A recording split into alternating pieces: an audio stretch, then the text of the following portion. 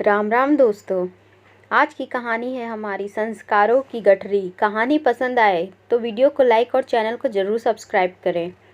जैसे ही वह कमरे से निकली, माँ ने एक झनाटेदार थप्पड़ उसके गाल पर जड़ दिया। वह अचानक से रो पड़ी। इस थप्पड़ से सहम गई। माँ जी, आपने मुझे थप्पड़ क्यों मारा? तुम चली जाओ अपने कमरे में, संस्कारहीन कहीं की। माँ के गुस्से को देखते हुए सुरभि चुपचाप वहाँ से चली गई, पर वह समझ नहीं पाई थी कि माँ की अचानक कितना गुस्सा कैसे हो गई। अब तक तो ऐसा रूप उसने सासू माँ का कभी नहीं देखा था। सुरभि बहुत देर तक अपनी गाल को पकड़े रोती रही। जाने कौन सा गुनाह था कि आज वह सोच रही थी। जब से देवर बीमार पड़े हैं, तब से दूध और दवा देने रोज ही तो जाती है उनके कमरे में। फिर आज क्या हुआ? मुश्किल से वह 18-19 साल की थी जब वह ब्याह कर आई थी। इस घर में 4 भाई बहनों में पति सबसे बड़े थे। उसके बाद देवर का नंबर था। बाकी दोनों ननद भी छोटी थी। शादी के पहले ही दिन पति ने समझा दिया था कि भले ही वह सौतेली है, पर कभी भी उसके किसी भी प्रकार के व्यवहार से इन्हें नहीं लगना चाहिए। उन्होंने कहा था कि मैं चाहता हूँ तो इस सच्चाई को तुमसे छुपा सकता था, लेकिन तुम मेरी अर्धांगिनी हो और अब इस परिवार के सदस्य हो, इसीलिए तुम्हें हक है कि तुम सब कुछ जान लो। उन्होंने परिवार के सभी सदस्यों का एक एक करके परिचय दिया। उसी दिन से सुरभि ने गांठ बांध लिया। वह हर संभव प्रयास करती थी कि सारे परिवार के लोग उससे खुश रहें। सबको खाना खिलाना, सबका ख्याल रखना। जब घर के सारे लोग सो जाए तब अंत में सोने जाना, सुरभि की यही दिनचर्या थी। घर में एक ससुर ही थे जिनकी नज़र में सुरभि एक संस्कारी बहू थी। वह ज़्यादातर बीमार ही रहते थे, जिनकी सेवा की जिम्मेदारी सुरभि पर थी। उनको कभी कभी दया आती थी सुरभि पर। बाकी लोगों को तो बस एक काम वाली बाई मिल गई थी। मोहब्बत में सुरभि ने हमेशा यही महसूस किया था कि चाहे वह कुछ भी कर ले, पर सबका व्यवहार उसके प्रति सौतेला ही था। रिश्ते में तो सब छोटे थे, पर जरा सी चूक हुई नहीं कि उसके संस्कारों की घंटी बजा दी जाती थी। दोनों छोटी ननदें जलती हुई माचिस की तीली थी। हर घड़ी सुरभि के कामों में नुक्स निकालती रहती थी। उससे भी मन नहीं भरता तो चुगली कर उसे डांट खिलवाती। कमरे में आई तो पति गहरी नींद में सो रहे थे। उनकी नींद भंग ना हो जाए, इसीलिए अपने सिसकियों को अपने हाथों से दबाते हुए बगल में पड़े सोफे पर बैठ गई। उन पर पड़ते नज़र ही सुरभि का दर्द कुछ कम हो गया। चलो, जैसा भी परिवार मिला हो, पति तो देवता ही पाया है उसने। वह सोचने लगी कि अगर वह भी बाकी लोगों की तरह होती तो क्या होता। बिन माँ की बच्ची सुरभि को मायके में प्यार कम ही मिला था, लेकिन संस्कार देने में कोई कमी नहीं की गई थी। पापा फौजी थे, वह हमेशा उससे ही रहे दूर, तो उनका पालन पोषण दादा दादी चाचा चाची ने किया था। इंटर पास करते ही शादी के लिए तैयारियां शुरू हो गई थी। शादी के लिए उसका मन बिल्कुल भी तैयार नहीं था। वह और भी पढ़ना चाहती थी, पर माँ थी नहीं।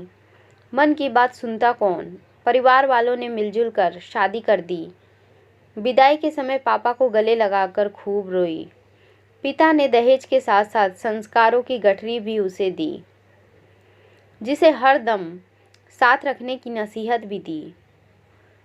उसे गठरी की गांठ को कस कर बंद कर रखना है।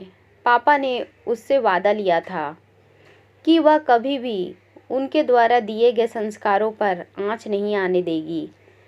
शादी के इन 4 सालों में बस एक बार पग फेरे के समय वह अपने मायके गई थी। उसके बाद कोई ना कोई बहाना बनाकर ससुराल वालों द्वारा उसे वहाँ से जाने से रोक दिया जाता था। मौके से ही कभी कभी मिलने के लिए चाचा चाची, भाई बहन आ जाया करते थे। सब कुशल मंगल पूछते रहते, पर सुरभि हाँ ठीक हूँ मैं सर हिलाकर चुप हो जाती। उसे पता था कि उनके जाते ही सब उनके पीछे हाथ धोकर पड़ जाएंगे, फिर उसके हिस्से आंसुओं के अलावा कुछ नहीं बचेगा। यही सब सोचते सोचते जाने कब वह सो गई। सुबह सासू माँ की झल्लाहट भरे शिकायत से उसकी नींद खुली। वह पति के ऊपर भड़की हुई थी। बात क्या है यह जानने के लिए वह बाहर निकली। उसे देखते ही सास बिगड़ पड़ी। घर के सभी सदस्य वहाँ खड़े थे। सुरभि की तरफ देखकर बोली, मैं पूछना चाहती हूँ कि यह महारानी जी क्या नया गुल खिला रही है? सारे संस्कारों को भूलकर पी गई है क्या तुम्हारी पत्नी? अरे माँ, हुआ क्या? कुछ बताओगे भी?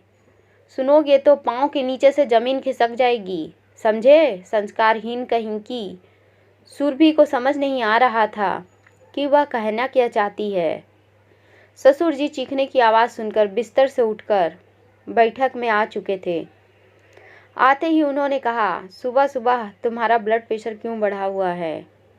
आप तो चुप ही रहिए। खबरदार जो यहाँ पर अपने बहू का पक्ष लिया। सास की दहाड़ सुनकर ससुर जी थोड़े डर गए। देवर ने कमरे से लेटे लेटे ही पूछा, क्या हुआ माँ, कुछ बताओ भी। सास मुंह बिचकाते हुए बोली, क्या बताऊं मैं, मेरी तो जुबान कटी जा रही है। थोड़ा सख्ती से कहा, पहेलियां मत बुझाओ। माँ, हुआ क्या है? बेटा, मैं ना कहती थी कि लाना है तो संस्कार वाले घर से बहू लाओ, पर मेरी बातों का असर ही कहाँ होता है।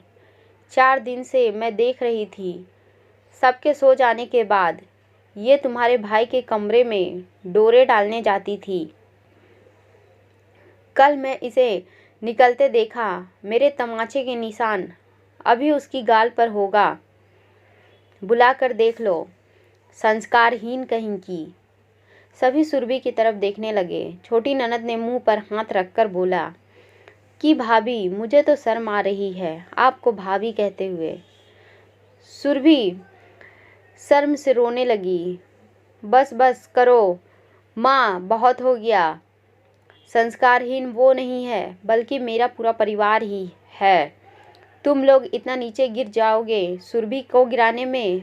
मैंने भेजा था उसे दूध ले जाने के लिए कमरे में। तुम्हारा बेटा बीमार है, उसकी चिंता तो तुम्हें नहीं है, लेकिन कमरे में कौन गया इसकी निगरानी तुम कर रही हो। संस्कार की बात करती हो तुम। 4 साल से तुम लोगों की जिल्लत वह बर्दाश्त कर रही है। कभी उसने किसी से शिकायत नहीं की कि यहाँ तक कि तुम्हारे थप्पड़ खाकर भी वह पूछने नहीं गई थी तुमने क्यों मारा। मुझे भी कुछ नहीं बताया। अब और क्या प्रमाण चाहिए तुम्हें संस्कारी होने का? पत्नी ने रोती हुई सुरभि का हाथ थामा और उसके आंसू पोंछते हुए कहा, मैंने पूरे परिवार का ख्याल रखने के लिए कहा था, तुम्हें अन्याय सहने के लिए नहीं। चलो यहाँ से।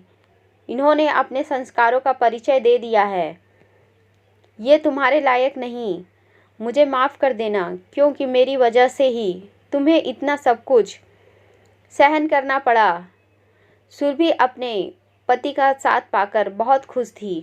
तो दोस्तों, कहानी पसंद आई हो तो बहुत बहुत धन्यवाद।